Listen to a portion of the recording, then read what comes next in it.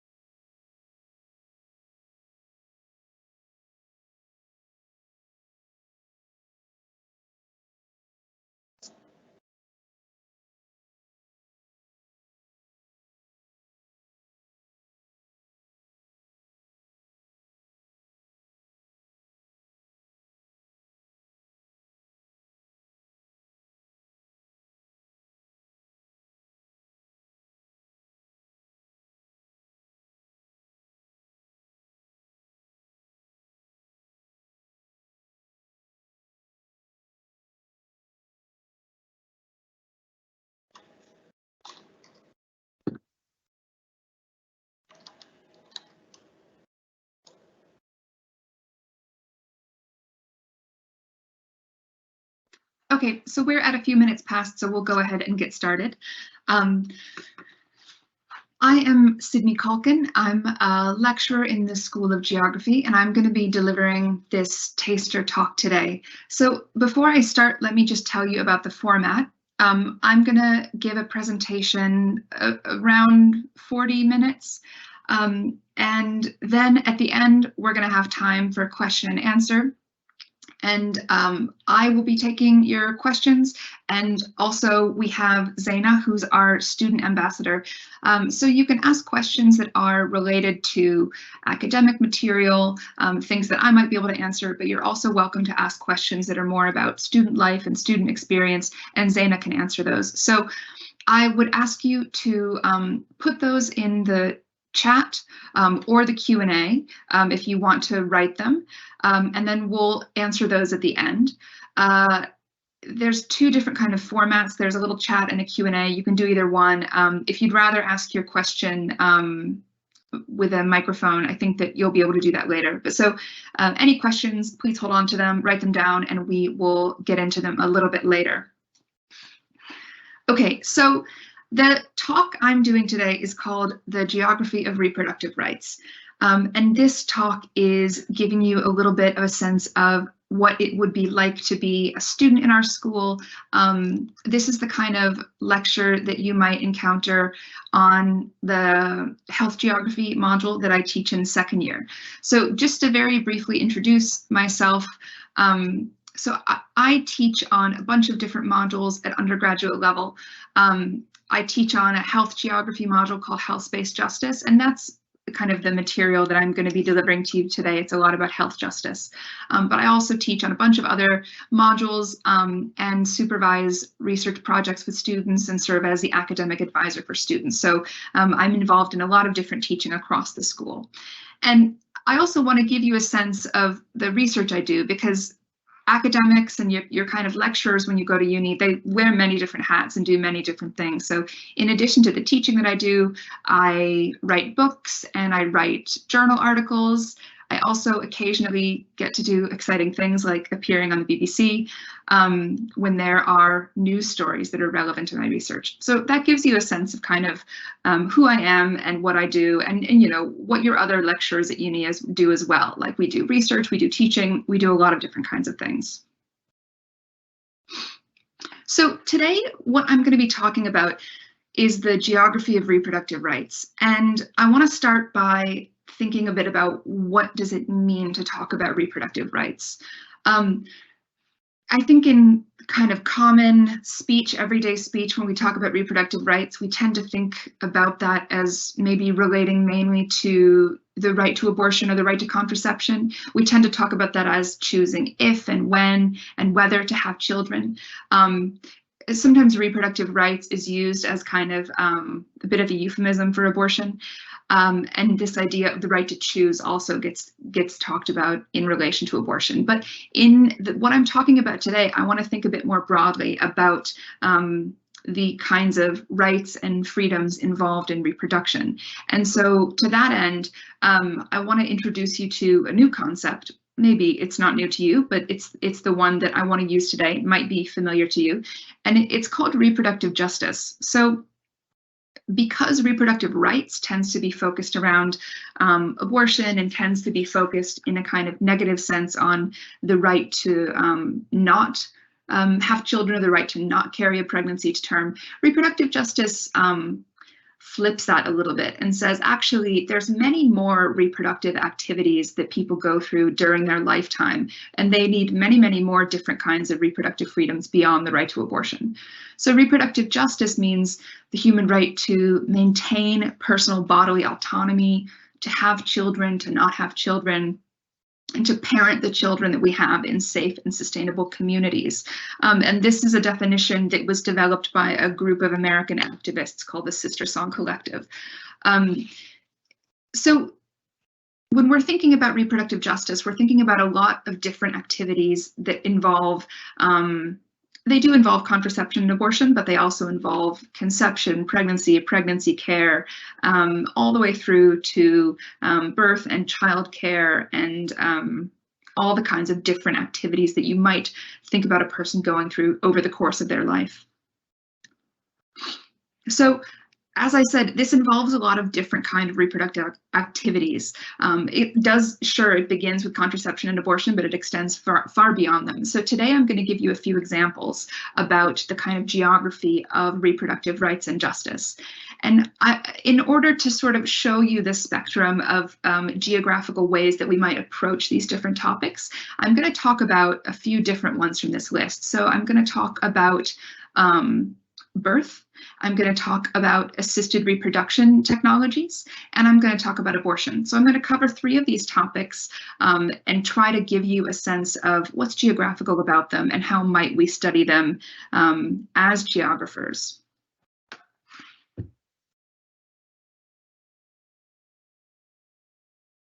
I do research on geography and abortion, and I have to tell you, I get asked very, very often, how is this a geographical topic? What does geography have to do with this? I think it's a fair enough, right? A lot of people think that geography is only related to sort of human and environmental interaction, but actually it goes so far beyond that.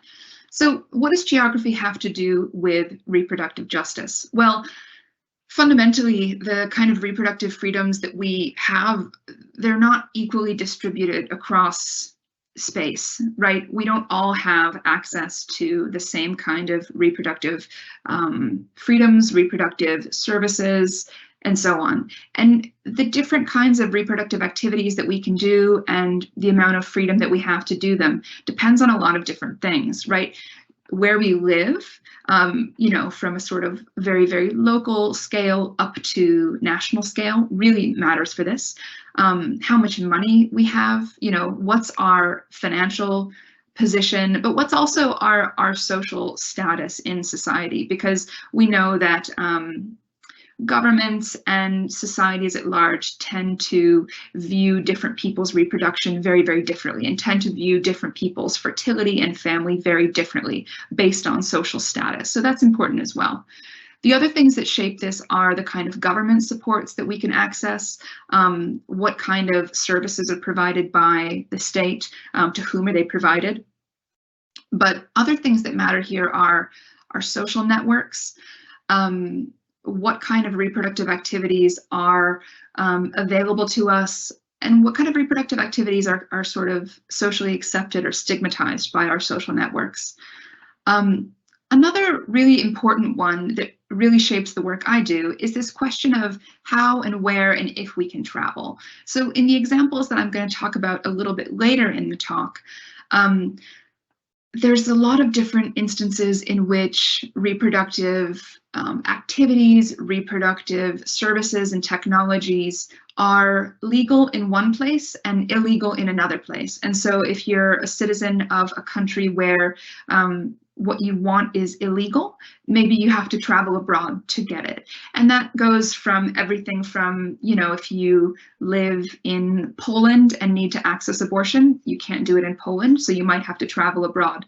But the same goes for instance, if you're someone in a same-sex relationship who wants to use assisted reproductive technology to have children, there's plenty of countries where that's illegal. So you would have to go abroad in order to be able to use, you know, IVF or assisted reproduction to start a same-sex family. So you can see how this links to the next point. How our families are viewed by the state and viewed by society is very, very important to the geography of reproductive rights and freedoms. And it shapes where people travel, how they travel, what kind of technologies travel in order to circumvent laws that are restrictive or in order to give people access to different kinds of services.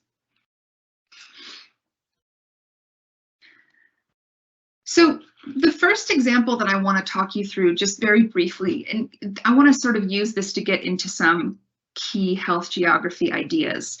The first thing I want to talk to you about is the maternal mortality ratio. So this basically means, you know, maternal mortality basically means women who die during childbirth or shortly after childbirth. So this is a map that basically shows you which countries have the highest ratios of maternal mortality. And that means, you can see the key at the bottom. This means how many deaths per 100,000 live births.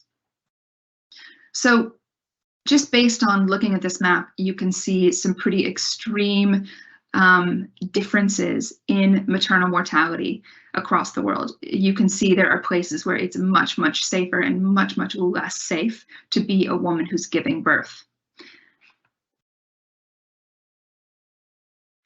So these spatial inequalities in maternal mortality are really stark. A woman in Sierra Leone is 300 to 400 times more likely to die during pregnancy or childbirth as someone in Sweden or in Finland. Maternal mortality tends to be really, really concentrated in low-income countries. So in 2020, 95% of the world's maternal mortality was concentrated in the poorest countries.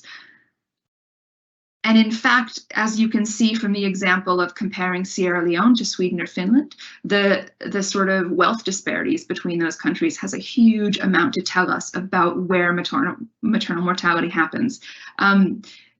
Of the 300,000 pregnancy-related deaths that took place in 2020 around the world, if the whole world had the sort of health and wealth in the EU, that number would shrink to 11,000 deaths. So we can really, really see that if everybody were able to access the kind of healthcare systems, resources, and medical facilities that are available to people in the EU, the number of women dying from pregnancy-related causes would be dramatically smaller every year.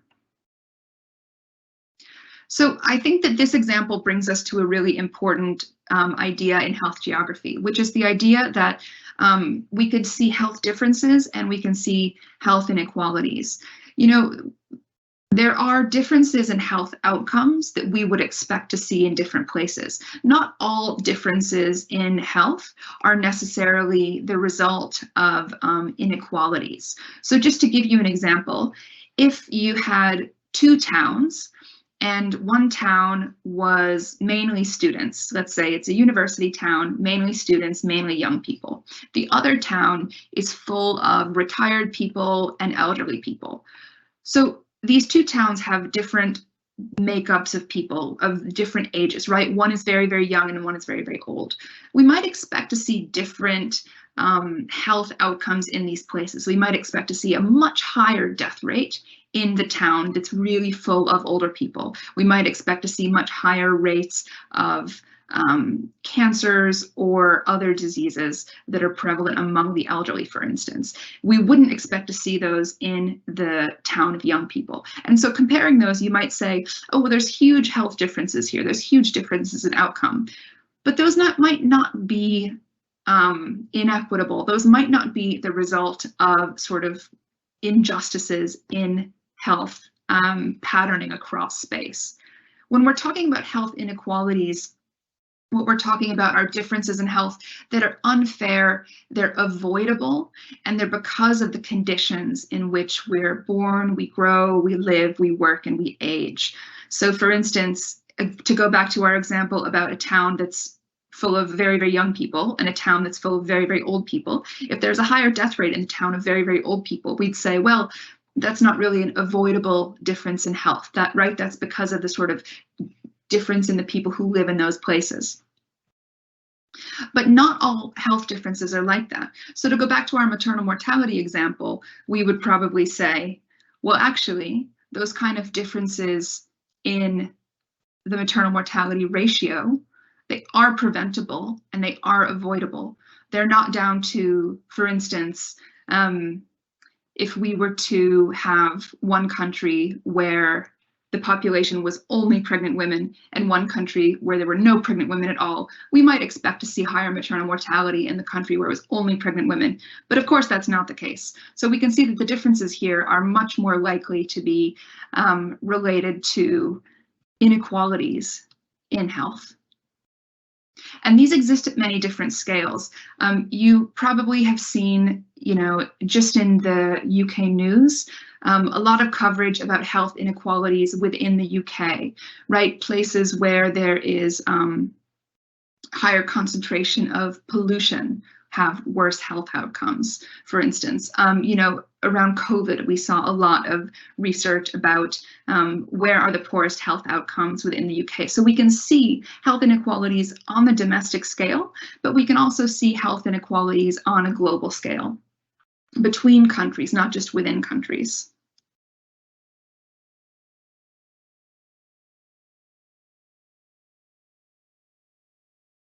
So if we're, just to finish out this point about the maternal mortality example, if we're trying to think about, well, why might these health inequalities emerge? What are the kind of differences in the availability of resources, expertise, technology, wealth that produce these kind of really, really stark differences?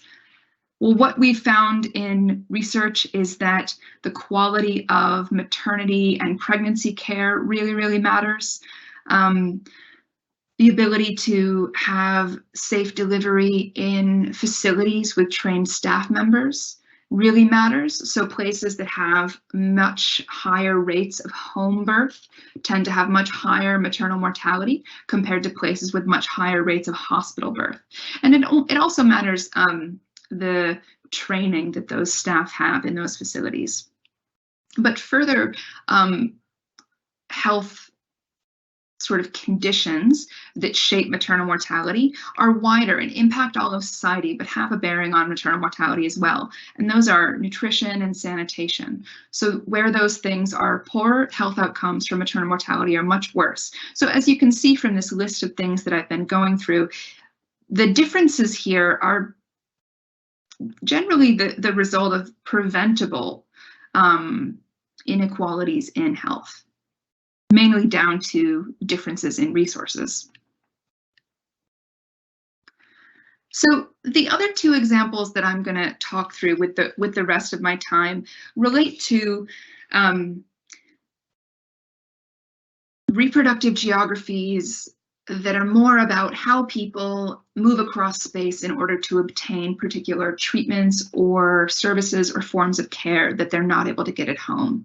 So the example I just gave you with maternal mortality pointed to the way that health inequalities are caused by differences in the wealth in a particular place, the kind of health resources that are available, the kind of government provision for health that exists. And this is the case with all different kinds of health inequalities we could imagine. It's not just down to maternal mortality, but any kind of health treatment that we could think of. Your ability to access high quality health treatment is going to be a factor of where you live, how much money you have, how much money does your government put into healthcare. But on reproductive health, there's an added layer of differences that come from the sort of unique social and political position of reproductive rights. And that's down to the fact that reproductive activities are often restricted by law and regulation in unique ways that aren't common to similar health activities, but they're also restricted by stigma and moral judgment. Abortion is a classic example. It's uniquely criminalized and restricted compared to other health interventions with comparable safety.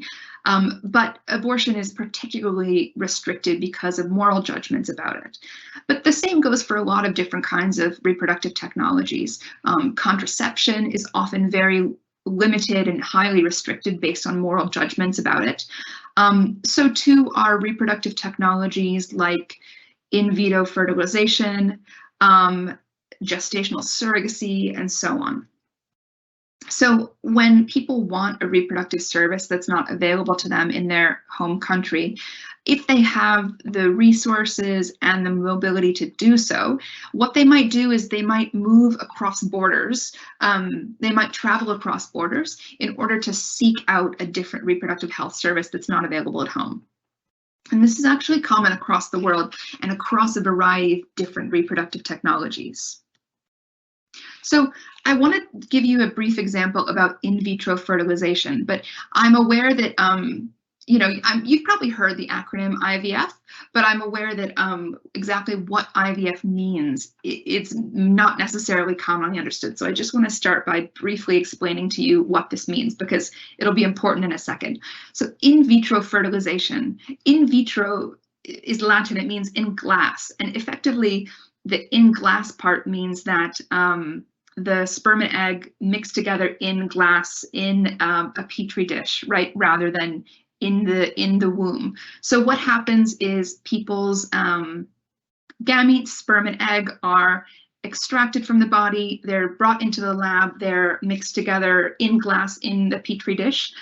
When embryos form, the embryos are then transferred back into the uterus and they grow there. So the kind of conception takes place in a laboratory, but then the gestation takes place in the human body.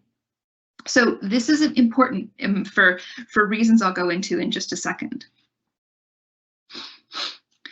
So assisted reproductive technologies are actually very, very commonly used. And just to give you some numbers to sort of give you a sense, I mean, maybe you know someone who has used assisted reproductive technologies. Maybe your parents used assisted reproductive technologies. In Europe, we actually have the country with the highest use of assisted reproductive technologies in the world, and that's Denmark. So in Denmark, 10% of children who are born are conceived with some sort of assisted reproductive technology. In the UK, that's only 3%. So the sort of IVF process that I just talked to you about, I talked to you about it in the space of this laboratory, but if you think about the thing I just mentioned previously about the kind of broader conditions that shape access to health and access to reproductive health services, if we think beyond that laboratory, there's a whole geography that goes into how people access reproductive technologies, where they do it, and why they make those decisions. So this is a map from a website for people who need to get egg donors. So that's basically someone who, for some reason, can't use their own eggs for the IVF process. They need to get an egg from someone else. There's a whole really fascinating economy in this sort of biological materials like sperm and egg for reproductive services. So people who want to access an egg, it's actually illegal in a lot of different places to buy an egg from someone. So they have to try and identify a country in Europe where it's not criminalized to buy an egg.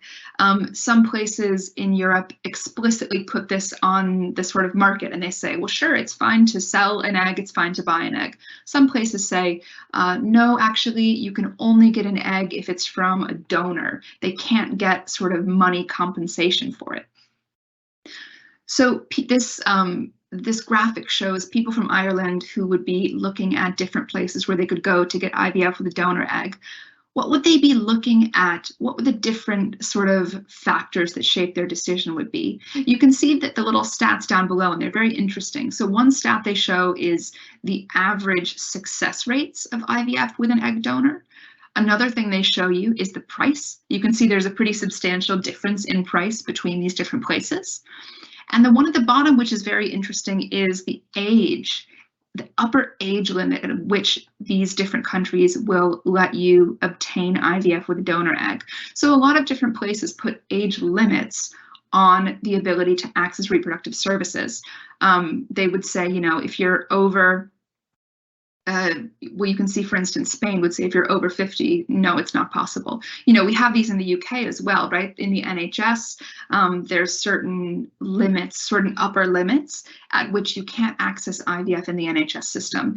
And for people in the UK, that limit is much, much lower than 50. So someone in the UK who's, you know, 45 and can't access on the NHS might say, okay, I need to have a look at this. If I have the money to go abroad, I need to go abroad. And so they make their decision based on this sort of complex mix of factors. This sort of reproductive technology has a global geography that's really fascinating. The people that you see here who would travel around Europe in pursuit of IVF would also travel further abroad. So it would be entirely normal for Europeans to be, you know, looking at this map, looking at kind of where they could go within Europe, but then also maybe looking further afield. Maybe prices are lower for IVF in India or Malaysia or something. And in fact, the huge sort of influx of Europeans, North Americans, and so on to places like India for IVF is raising the prices there. So a lot of people from India who might have ordinarily wanted to access IVF at home at a private clinic in India have been kind of priced out because there's so much competition there. So increasingly, a lot of people from India would go to Dubai and other states in the Gulf, which are positioning themselves as what one scholar calls repro hubs. They're positioning themselves as these high-tech centers where reproductive technology is available to people from around the world. Of course, the caveat to that is it's available if you have the money. So I showed you before how people's IVF travel depends on the laws where they live. You know, are they too old to access it in their home country? In plenty of places, same-sex couples are not able to access these kind of assisted reproductive technologies. Single people aren't necessarily able to access them. So plenty of people would go abroad for those reasons. But the Asian and Middle Eastern IVF geographies give us an added layer to show us other kinds of factors that shape the way people travel for reproductive technologies. So people from different sects of Islam would have different views about what's permissible with regard to reproductive technology. And those differences in views have created different repro hubs and different pathways for reproductive technology across the region. So for instance, in the clinics in Dubai, for instance, they would attract a lot of Sunni Muslims because they abide by prohibitions against donor eggs. So some groups would say, well, no, for us, it's not permissible to use sperm or egg from another person. IVF is only morally permissible, or it's only permissible in our religion if it's, you know, the couple who are going to gestate and bear the child. If it's their gametes, then it's fine. Whereas in other groups would say, no, actually, we think it's fine to use a donor sperm, donor egg, and so on. And so among Muslims, Shia Muslims are more likely to be open to using donor eggs or donor sperm. But because they can't get that in those clinics in Dubai, Shia Muslims would go to other clinics. So they might go to Iran, they might go to Lebanon, where those countries have their own kind of repro hubs that follow different customs and try to attract different groups of people because they do allow for donor gametes.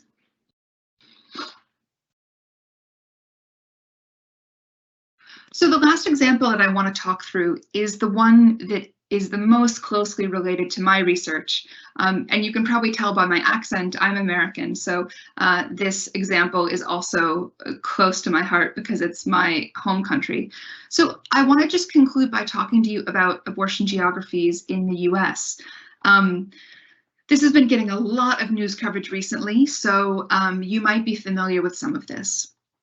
So I talked earlier about why people would travel to access in vitro fertilization or other kind of assisted reproductive technologies. So the reasons that would shape those people's travel to, in pursuit of conceiving a pregnancy, a lot of those factors also shape why people would travel to end pregnancy. They might want to travel for, they might not want to, but they might have to travel for abortion. One, maybe because it's illegal in their home country. Two, maybe because the law in their home country is very, very restrictive. So there are a lot of places where abortion is only legal in very particular circumstances. For instance, when the abortion is necessary to save the life of the pregnant person, or in the example of when the pregnancy results from a rape. These are very, very restrictive conditions that don't apply to the vast majority of people who want abortion. So a lot of people have to travel. People also travel if it's practically inaccessible in their home country. There are places where abortion is legal in theory, but in practice, it's just not available. Maybe there are very few doctors who actually perform abortion. Maybe there's a whole series of kind of funding conditions. It can only be accessed in public hospitals, for instance. Undocumented people have a hard time accessing this. So there's a lot of circumstances that mean you might need to travel abroad for abortion. So in the US, it's a large, large country, a lot of rural space and a lot of long distances to travel. So this map shows you the sort of abortion geography of the country prior to 2022. So you can see on this map, the little white dots are abortion clinics. And you can see based on that heat map, the darker spaces on the map are those where it's much, much further distance to travel to an abortion clinic. So you might have heard in just this past summer, the American Supreme Court overruled many years of precedent and basically said abortion is not constitutional and it's not constitutionally protected. So any state that wants to institute a ban, they can do. Previously, you might be able to notice on this map, previously every state had at least one abortion clinic because before 2022, the Supreme Court had said no state can outright ban abortion in all circumstances. And so every state has to have at least one clinic that's operating. So after 2022, that's no longer the case. So this is what we see now, a really, really dramatic change. The states that are outlined with the dark black line, those are ones that are likely to ban abortion in all or most circumstances. And the red dots are now the clinics that are predicted to close. So what does this map tell us? A lot of things, but I think maybe the most important thing for me to emphasize today, it goes back to some of the points that I tried to make earlier about the different factors that shape health inequalities. What we can see based on this map is that although it would have been the case before 2022, access to abortion in the US now seems like it'll just really be a matter of a person's financial status. You can see huge numbers of clinic closures. You can see huge geographical spaces without a single clinic functioning. And so you can imagine someone, for instance, if you look in the sort of bottom right-hand corner of the map, if you look somewhere like Louisiana, Mississippi, or Florida, people there will have to drive hundreds and hundreds of miles in order to obtain an abortion. the burden of travel for any kind of healthcare is immense, and it's especially immense for something that's so deeply stigmatized. People might not have the social support to travel. They might have to, hide the abortion from their family, from their partner. They might not have a car to drive that distance. So you can see that the change in the law has enormous implications for people across the country, especially the poorest. And it's hard for us to understand those implications if we're not looking at this geographically, if we're not looking at the social and the spatial patterning of health here. So I just want to wrap up briefly. I've given you a bunch of examples, hopefully a lot to think about, but I just want to wrap up by summarizing some of the key points that I've tried to emphasize. So the first thing to say is health geography as a kind of subfield. And this is the kind of thing that we would cover in the second year health, space, and justice module at QM. Health geography looks at social spatial patterns of health and the kind of inequalities that result, right? And we're interested in health differences, we're interested in health inequalities, we're interested in what are those differences and outcomes that are avoidable, that are preventable, and that are the result of, inequalities within our society. Reproductive geographies use this framework to examine a lot of different reproductive activities across the life course. You might remember at the very beginning, I tried to introduce you to this idea of reproductive justice to emphasize that, during a person's life, they'll go through many, many reproductive activities. And all of those are really a matter of concern for people who care about, feminist issues, people who care about social equality, people who care about health equality. It's not just about looking at abortion, it's also about looking at all other different kinds of decisions related to parenting, not parenting, and doing so in a healthy environment. So the examples that I gave you to think through these were the first, maternal mortality ratios, to try to emphasize the disparities in access to health that shape where and who can give birth safely. The second was in vitro fertilization, to show you some of the sort of global pathways that people travel in order to access IVF. And the third was abortion, to try and show you how this topic that we often think about as just a kind of like hot button political issue where people are always yelling at each other about it, to try and give you a different lens on that and to try to think about how actually is that a geographical issue. Across all of these examples, what I hope that you've been able to get from the lecture is that the places that we live really, really dramatically impact the reproductive freedoms that we have, in part because they impact, the places we live impact the kind of resources that we have, the kind of legal frameworks within which we live. And reproductive activities, services, and freedoms are highly variable in the way that they're regulated, and so accessing those often depends on crossing borders and buying services in another state, in another country, etc. But of course, that has huge implications and equality implications for who is able to access those kind of services. So I hope that you've enjoyed this taster lecture. I'm going to leave it there, and I am now going to answer any of the questions that you've put in collaboration with Zaina.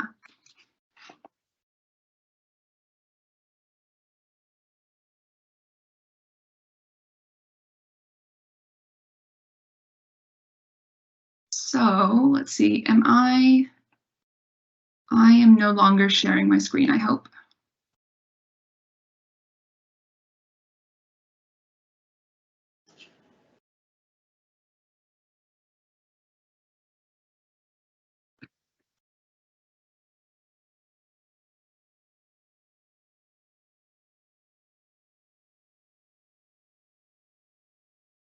I can't see any questions yet. I know, Can you I don't see any either.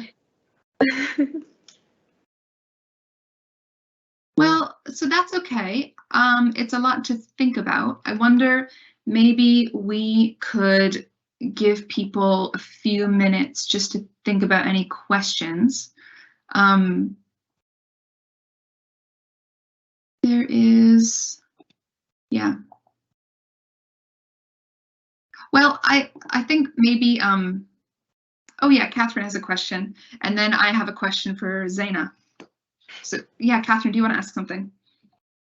Yeah, thank you so much, Sydney. I wonder if you could say a little bit about how people have been organising across borders to help each other in these situations, because that'd be really great to hear about.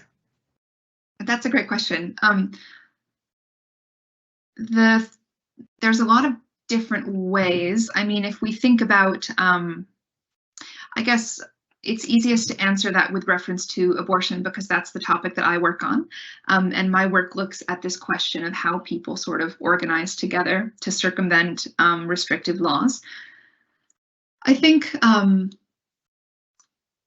historically, there's been a lot of feminist groups that helped people travel across borders. And actually still operate today, but this has gone on for a very long time. Groups of women who would, you know, put information in public places in countries where abortion was restrictive. You know, we're talking like posters up in public spaces, putting stickers on the back of toilet cubicles with numbers you could call, information that you could get, fundraising, and so on to help people travel across borders. You know, this still happens today. People travel across US state borders with support from activist groups. People travel across European borders, especially to and from Poland, which has the most restrictive laws. And there's a movie that's coming out very soon.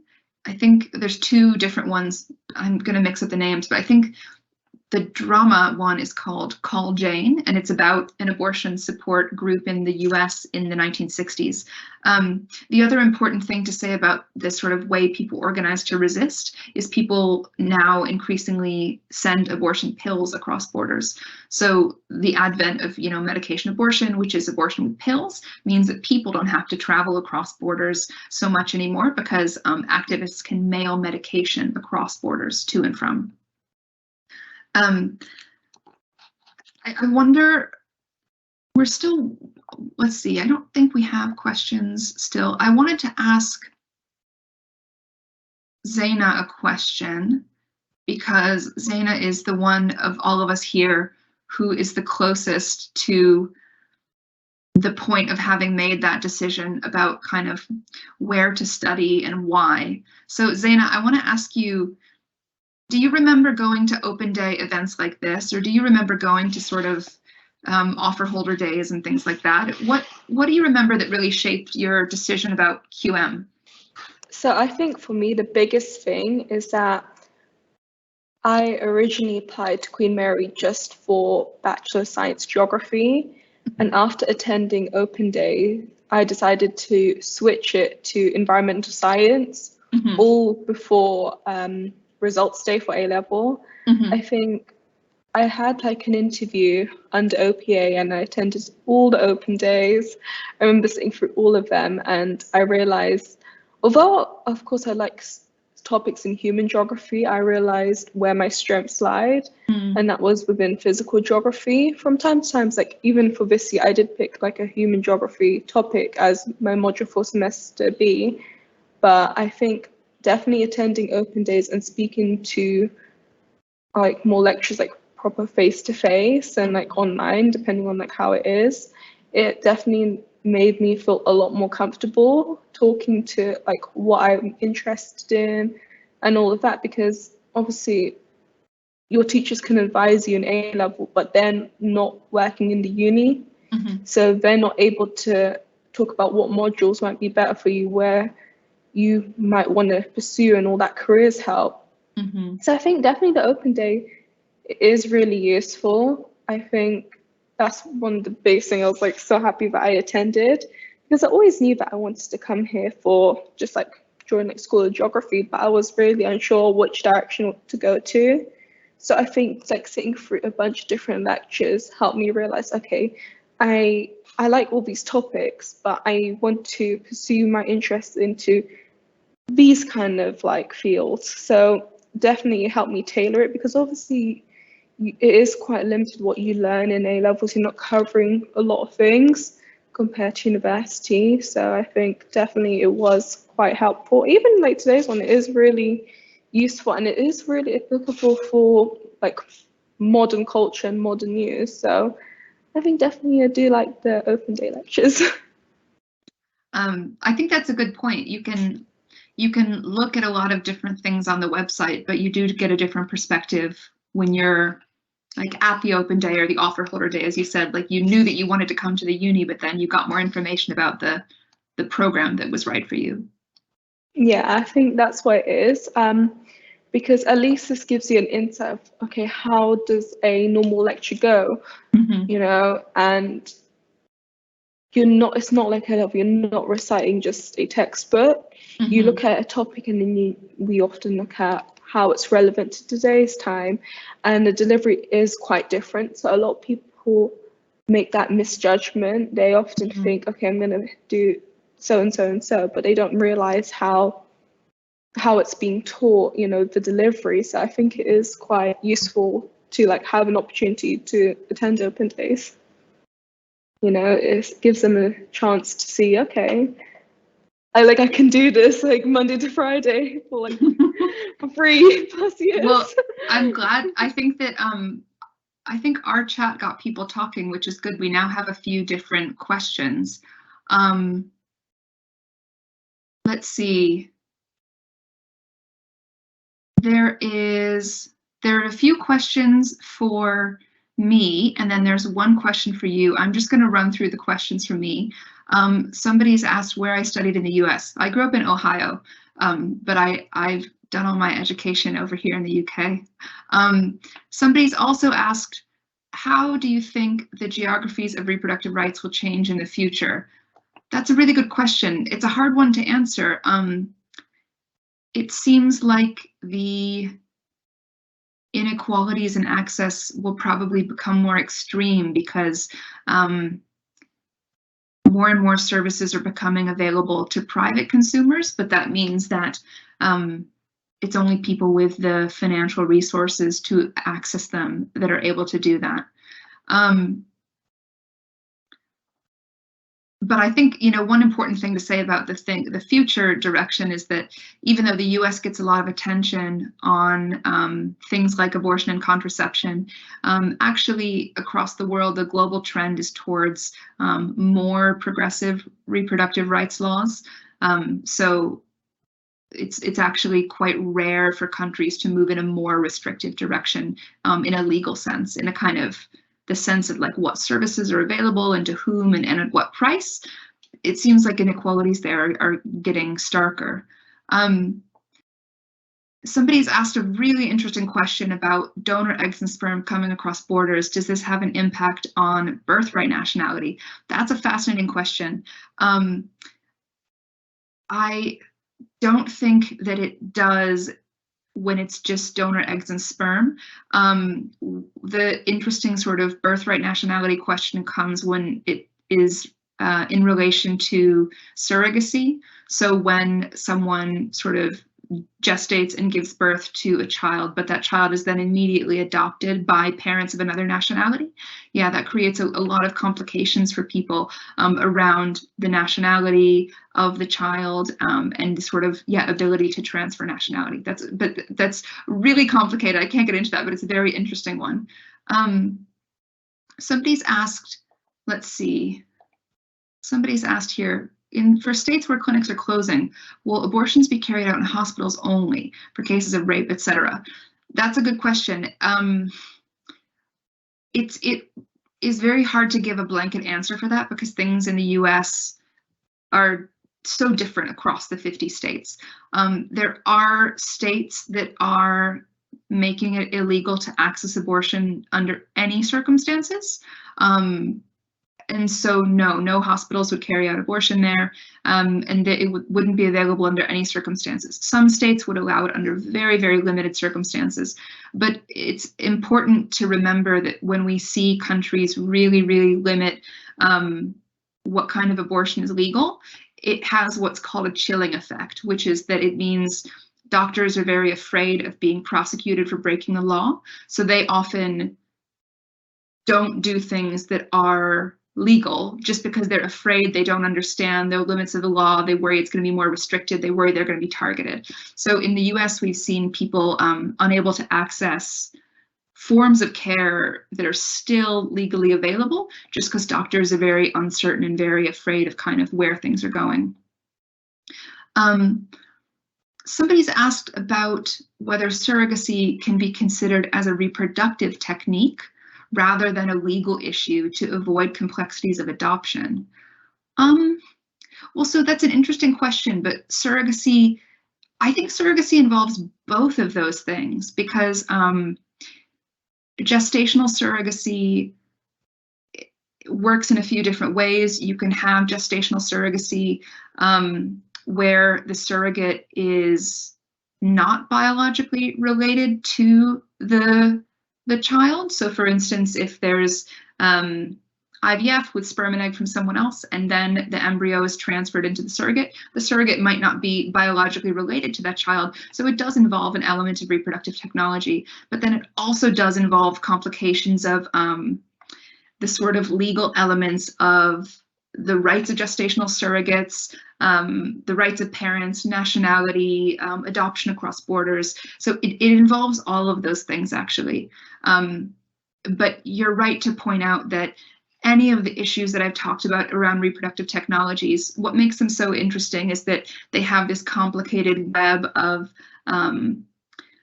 sort of technological issues, like what are the limits of what technology can do right now, but they also involve a lot of different legal issues. They're often quite politically divisive. They're often morally contested. You know, some people think that gestational surrogacy is immoral and wrong. Some feminists say, oh, gestational surrogacy is very wrong, it exploits the surrogates, it could never be morally right. Some people say, yeah, gestational surrogacy, it's fine. You know, if somebody wants to work as a gestational surrogate, why shouldn't they be allowed to do that? So there's this huge, dense web of moral, political, and legal questions around all of these different technologies. But these are excellent questions. I'm sorry that I can't give very, very specific answers to some of them, but they're really, really interesting. And you're welcome to put any more in the chat. Zaina, there's one question in the Q&A that's asking you a bit more about your open day experience. They're saying, did you attend open days during year 12 or year 13 or both? Yeah, so I attended open day experiences for both years. Obviously, during year 12, it got a bit disrupted with COVID, so everything just happened all of a sudden. But year 13, they definitely like made it up, and I had overall like quite a unique experience of open days. The irony is that I attended a lot of Queen Mary open days for different subjects, even though I knew I wanted to get into geography. So they are definitely very sparse. They have a lot of different open days for different subjects. But yeah, I attended a lot of geography talks in general, just to help me improve just my knowledge around it. So within like A-level, like my teachers, obviously they told us like, oh, here's like Queen Mary open day, because it is obviously, I am local to Queen Mary, so it definitely did help them saying, you know, they have a really good geography department, you should just go and try and visit. So they did have this one time where it was just a massive like open day, and they had physical geography, human geography, geography BA, BSc, and environmental science. So having them all in one place allowed me to see the difference, because you can check online and you can check all the different types of modules, but you got to realize some of them may not be updated, and nothing beats that ability to speak to someone, to speak to a lecturer, to speak to, you know, a student actually attending university in present time. So I definitely think like Open Day did help, and I would say exploit the ability to attend and just ask as many questions as you will, because, you know, we're here to answer. So I think in that sense, like, don't hold back. Is there any other questions in the chat? Can you see it? Yeah, so I cannot see any other questions, but I will give it a few more minutes because all the questions kind of came in at once Yeah, a few minutes ago, fine. so maybe maybe more will pop up. But yeah, you're all welcome to ask questions about anything related to Open Days and Zaina's experience or my talk or anything like that. But yeah, there's also going to be a evaluation form, which will be placed in the chat in a bit, about obviously the lecture that you presented today. And if any students have any questions about the geography admission, they can email the geography admissions email. So that's geogadmissions@qmul.ac.uk. Yeah, thank you. That's important.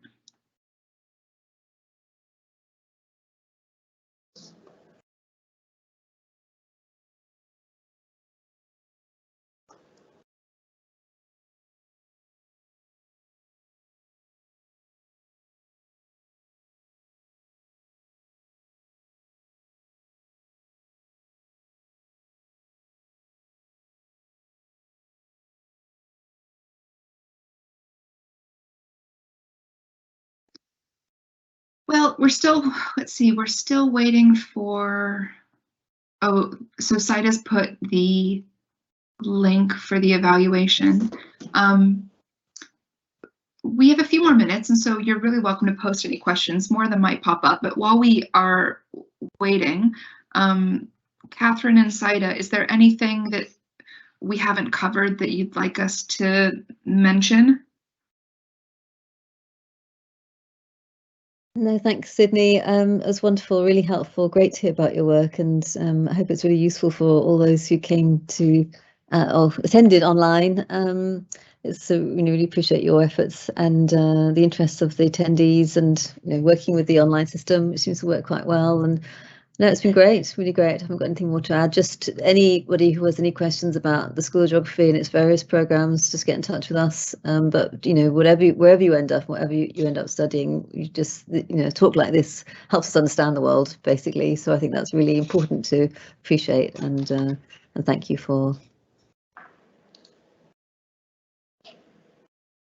Yeah, thank you, Sydney and Zaina, again for delivering this talk. I think you covered most things. Maybe before we end today's session, maybe Zaina, you can give our year 12s and 13s who have joined one piece of advice, maybe that you would have found useful when you were in year 12 and 13, because I'm sure lots of you will be looking to start university soon. So maybe one piece of advice. Well, I think the most useful advice is whoever is telling sixth form students that first year is not stressful, they're incorrect, because I think when I first entered, I was like, oh, people always tell me first year is relaxed, the second year that it's hard. No, that is absolutely incorrect. I had to come in 5 days a week, and it was really stressful. I managed to stay on top of my work, but it was so much. But luckily they do have a really good team. My lecturers and advisors, I think that's what makes geography quite unique. We were able to see our advisors every week, and it's a small group, and you're able to talk with them like almost in like a one-to-one kind of setting, and it is pretty much nice close contact. You're able to express any type of worries within your different types of modules, personal, home life, work life. It is quite good, and I would say just enjoy your time if you are considering to choose, geography at Queen Mary. It is really nice. I don't regret at all.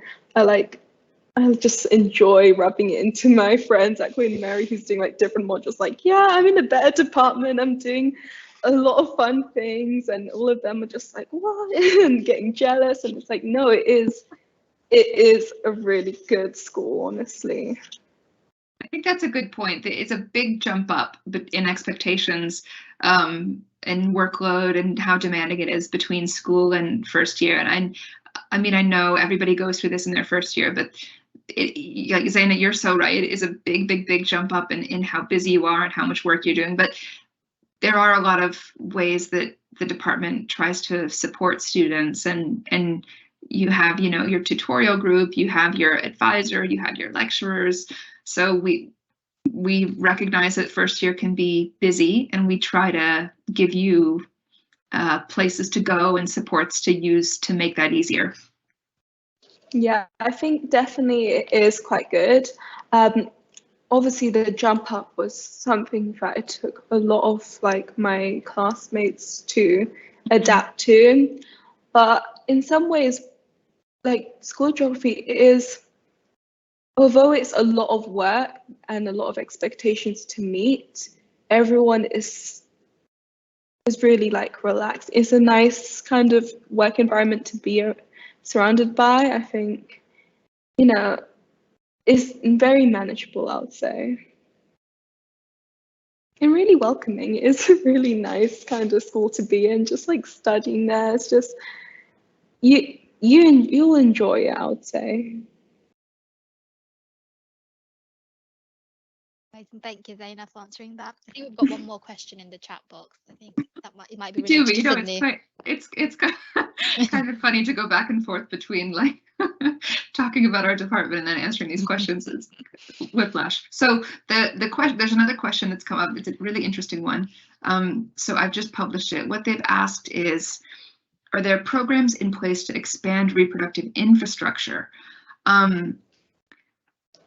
It's a really interesting question. I think the thing that's so important to understand about how people access reproductive technologies is it really matters sort of where you live and the kind of public funding that's available to you. You know, so for instance, like in the NHS, it even matters where in the country you live. Like different NHS trusts have different rules for who can access IVF and when and how often, or how many times. But of course, that's free, right? Because it's on the NHS. Countries without national healthcare systems wouldn't have any public provision for reproductive technologies. So it really matters where you live. Something very interesting that I think is becoming more widespread is private companies are starting to make assisted reproductive technologies like part of the kind of compensation packages for workers. You hear about this a lot in the finance sector, for instance, where companies want to say to their workers, like, you know, don't spend your 30s having a baby, spend your 30s working with us. And those companies, like banks, for instance, will give people free access to egg freezing and all kinds of sort of technologies to like delay fertility. But those, again, those are highly privatized, right? Because that's a matter of where you work. But I think in terms of like the way that reproductive infrastructure is changing, it's becoming privatized in very interesting ways. And there's now a huge market in kind of private fertility technologies linked to employment and linked to that idea about sort of working for longer and then delaying childbearing much later.